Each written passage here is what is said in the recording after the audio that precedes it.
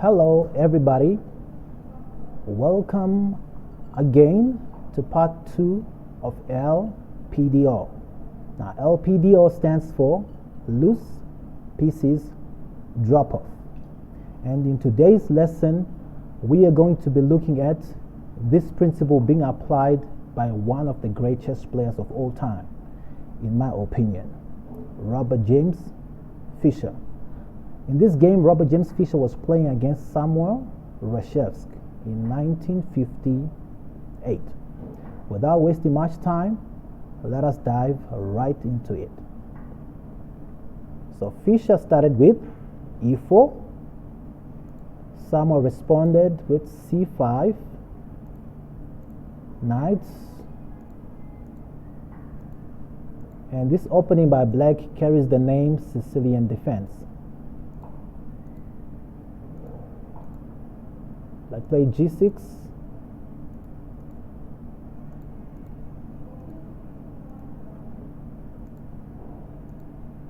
all right, so this is going to be our study position for today. In this position there are many options. There's quite a few options for black. I think the most common would be to play d6.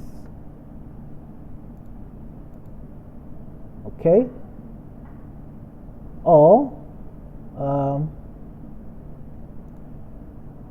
to play even captures. It's also kind of playable. But Samuel in this position chose to play knight a5, and Fischer proceeded with e5, threatening to capture the knight on f6. And in this position the knight doesn't seem to have a lot of flight squares. Let us see how many flight squares the knight has. Okay, so there is h5, which seemingly looks like an okay move, but it's actually a blunder. I'll show you just now. And another flight square will be to play the knight back to e8. The third option would be for knight to capture the b3. So now let us look at these options one after the other. Let us start with knight h5. If black had played knight to h5, white would have simply played g4, and the knight is trapped. The knight cannot move back to f6 because of the pawn, neither can it move to f4 because of the bishop. All right, so knight h5 is out. It's definitely a bad move. For now, let us look at the option knight captures b3. Now if black had captured on b3 the knight, I would like to think white was going to proceed with e takes f6,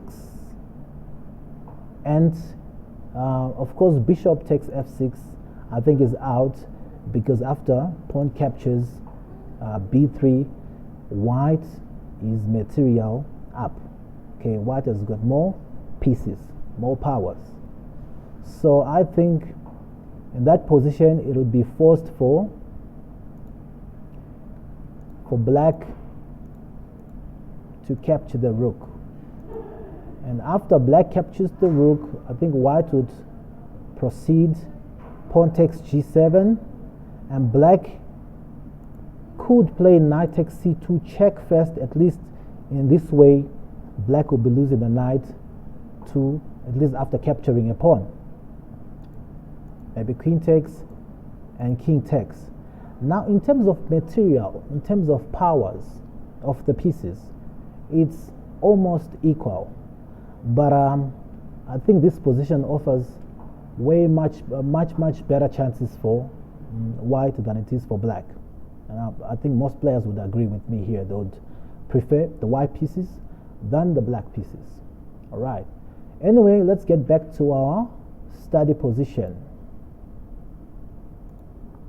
So after e5, black played knight e8. And before we can proceed to see what white played in this position, I would like to share with you a little story that once happened, I think, in the year 2000. All right. So take note, in this game, it was Robert James Fischer playing Samuel Reshevsky. Robert was playing white against Samuel. And coincidentally, this was in 1958. In 2000, I played a guy called Samuel Boipuso from Botswana, and we reached the exact same position. And I was playing white, and he was playing black. So in 1958, Robert was playing Samuel, and they reached this position. In the year 2000, Robert played Samuel and reached the exact same position. So what did Fischer play in this position? I just want to show you that Fischer also knew about this principle of LPDO, even though it was way back in the 1958. Now, let us look at the LPD, the loose pieces in black's camp. How many loose pieces do we have? I see 2. The queen is not protected. The rook is not protected. All the other pieces seem to be protected. All right? And this knight is protected by the queen. You got it?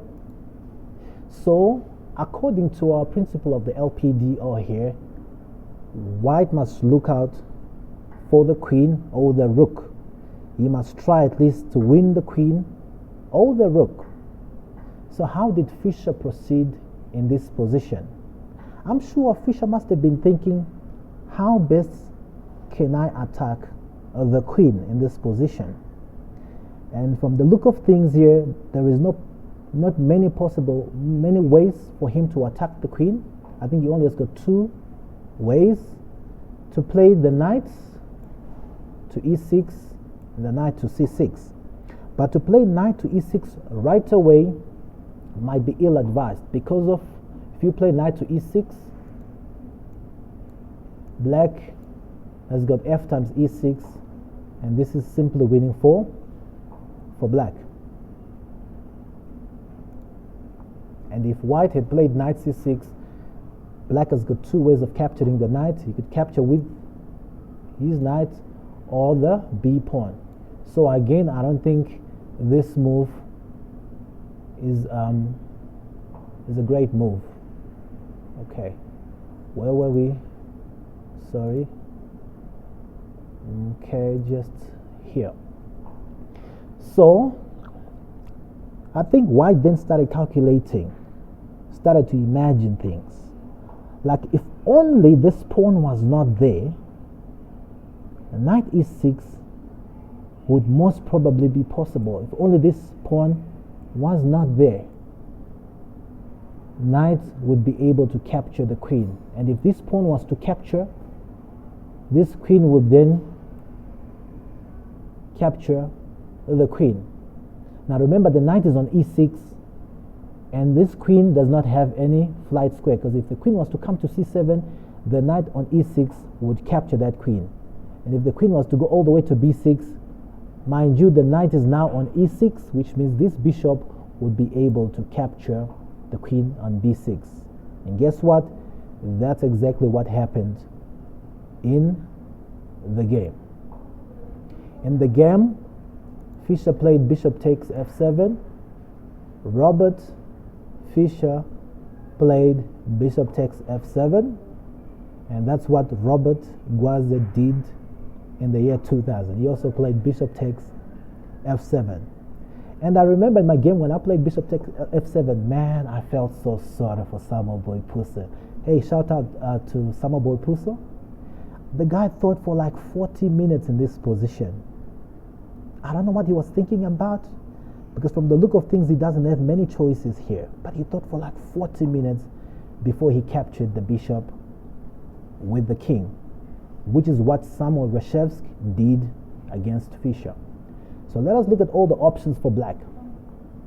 First option is if black had played king to h8, white would have played knight to e6, And now black cannot escape with the queen because of the knight, neither can he go to b6 because of the bishop.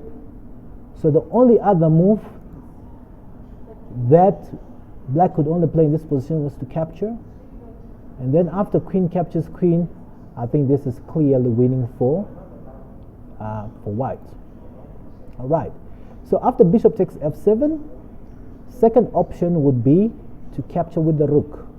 And again, knight e6 wins the queen because the pawn is pinned. If the pawn captures the knight, again, the queen captures the queen.